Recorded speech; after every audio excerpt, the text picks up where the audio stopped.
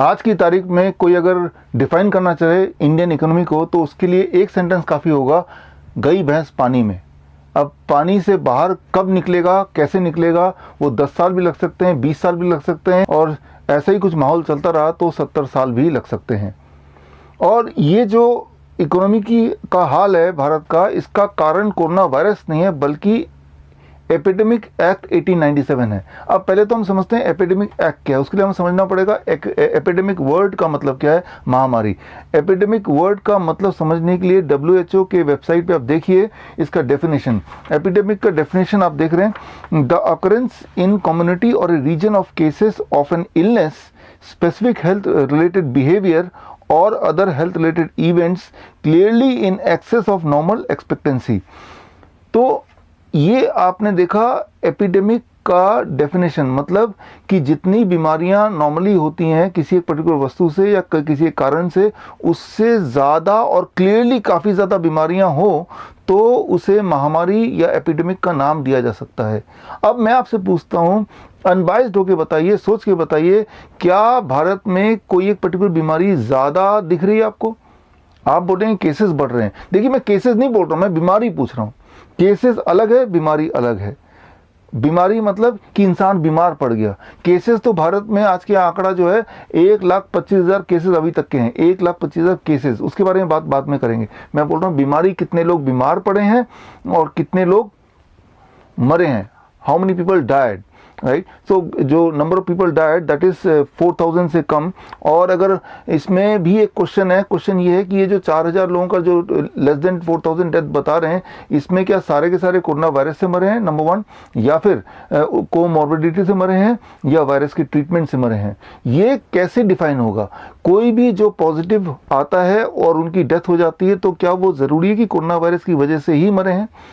क्यों ना हम ये माने कि वो जो अनअप्रूव्ड मेडिसिन हैं, जो एक्सपेरिमेंटल ड्रग्स हैं, जो कोरोना वायरस के पेशेंट को दिए जा रहे हैं, उनकी वजह से रहते हैं, क्यों ना माने हम?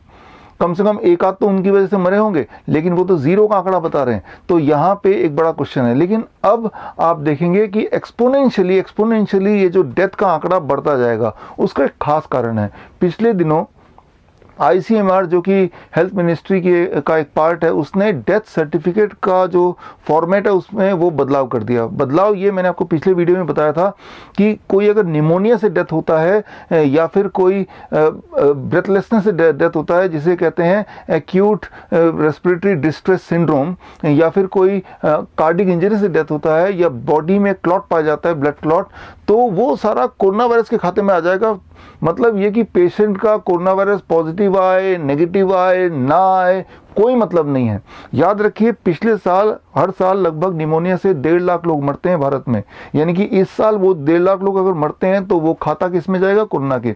सिमिलरली ब्रेथलेसनेस, मैं आपसे पूछता हूँ, ऐसा कब होता है कि कोई इंसान मर रहा है और उसको सांसों की दिक्कत नहीं हो रही हो, हार्ट की दिक्कत नहीं हो रही हो? आफ्टर ऑल मरने का मतलब ये है कि हार्ट रुक जाता है और सांसें रुक जाती है। तो वर्चुअली इसका मतलब ये कि भारत की धरती में अगर कोई मरेगा तो वो कोरोना वायरस से मरेगा या तो वो मरेगा ही नहीं। मैं ये बोलना चाह रहा हूँ, आने वाले दिनों में जो नंबर ऑफ डेथ का जो आंकड़ा देखेंगे एक्सपोनेंशियली बढ़ने वाला है, जिससे ये जस्टिफाई हो जाएगा कि हमने एपिडेमिक एक्ट लगाया था या हमने लॉकडाउन किया था, देखिए केसेस कितने बढ़ गए, कितने डेथ बढ़ गए। जबकि वो डेथ क्या कोरोना डेथ है। अब आते हैं केसेस पे। आपको कैसे पता 1,25,000 केसेस है भारत में? उसका सिर्फ एक ही तरीका है, that is called RT-PCR test, जो कि जनवरी महीने से अभी तक वो टेस्ट चल रहा है। ये जो टेस्ट है, जब से ये टेस्ट कर रहे हैं तब से FDA ने, US के FDA ने इसे अंडर इमरजेंसी ऑथराइजेशन में रखा है। उसका मतलब ये है कि अनअप्रूव्ड, इसका सीधा मतलब है अनअप्रूव्ड। और वो मैं नहीं बोल रहा हूँ, वो FDA में इसका डेफिनेशन लिखा है कि जो इमरजेंसी ऑथराइजेशन का मतलब ये होता है अनअप्रूव्ड। वो तब अनअप्रूव्ड था जनवरी महीने में कि ये टेस्ट किट कैसे काम करेगा कुछ नहीं पता था, तो अनअप्रूव्ड में रख दिया। लेकिन अब ये 5 महीने हो चुके हैं, मई का महीना आ चुका है और अब तक पूरे दुनिया में लगभग 2 करोड़ से ज़्यादा टेस्ट हो चुके हैं। यानी कि इस टेस्ट किट को 2 करोड़ बार टेस्ट यूज कर दिया गया है। US में ही 1 करोड़ 20 लाख बार टेस्ट कर दिया गया है। लेकिन आज की तारीख में भी अगर FDA के साइट में जाते हैं तो अभी भी ये अनअप्रूव्ड में ही है। और इतना ही नहीं, अभी भी इस टेस्ट किट के बारे में क्या लिखा गया है टेस्ट किट मैनुअल में, वो आप स्क्रीन पे देखिए। इसमें जो अभी भी साफ साफ लिखा है, पढ़िए। Positive and negative predictive values are highly dependent on prevalence. False positive test, negative test result are more likely when prevalence of the disease is high. False positive test result are more likely when prevalence is moderate or low. मतलब ये कि कभी भी positive हो सकता है, कभी भी नेगेटिव हो सकता है। फॉल्स पॉजिटिव, फॉल्स नेगेटिव, उसका कोई मापदंड नहीं है। दूसरा देखिए, पढ़िए important point, detection of viral RNA may not indicate the presence of infectious virus और that of 2019 nCoV is the causative agent for clinical symptoms. मतलब वायरल आरएनए होने का मतलब ये नहीं कि वो वायरस ही है बॉडी में, ये क्लियर कर दिया है टेस्ट, और अभी भी ये स्टेटस लागू है 2 करोड़ टेस्ट होने के बाद। आगे पढ़िए, the performance of this test has not been established for monitoring treatment of 2019 nCoV infection. तो ये क्लियर हो चुका है जब जैसे जैसे पढ़ते जाएंगे कि ये टेस्ट कोरोना वायरस का एक्चुअली टेस्ट है ही नहीं, इस टेस्ट के रिजल्ट को हम रिलायबली मान ही नहीं सकते। अब अगर मानते भी हैं तो इससे ये साबित होता है कि इसके बॉडी में कोरोना वायरस है।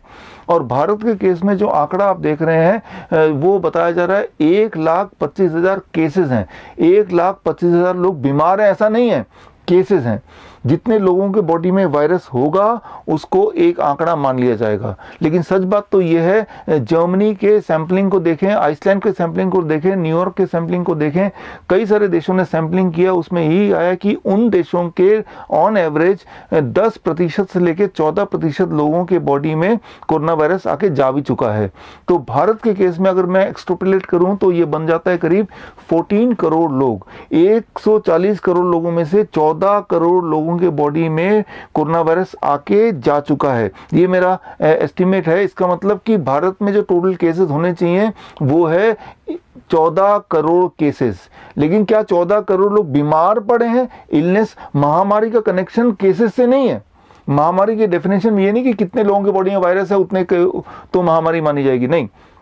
इस वक्त आपके बॉडी में, मेरे बॉडी में 50,000 तरह के वायरस हैं वो, लेकिन उससे क्या हम बीमार पड़ रहे हैं, दैट इज मोर इंपॉर्टेंट। महामारी मतलब कि किसी वायरस से बीमार पड़ना या किसी चीज की वजह से बीमार पड़ना, दैट इज कॉल्ड महामारी, राइट। लेकिन वायरस इटसेल्फ होना कंडीशन काफी नहीं है कि महामारी घोषित कर दें।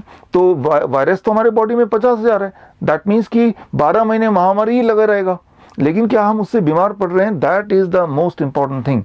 अब मैंने आपको बताया कि 2 करोड़ टेस्ट हो चुके हैं, उसके बाद भी ये अनअप्रूव्ड है, मतलब ये रिलायबल टेस्ट है ही नहीं जिसको बेस बना के एपिडेमिक एक्ट लगा के जो भी कुछ आपके आसपास हो रहा है वो तो देख ही रहे हैं। तो इसका मकसद क्या है?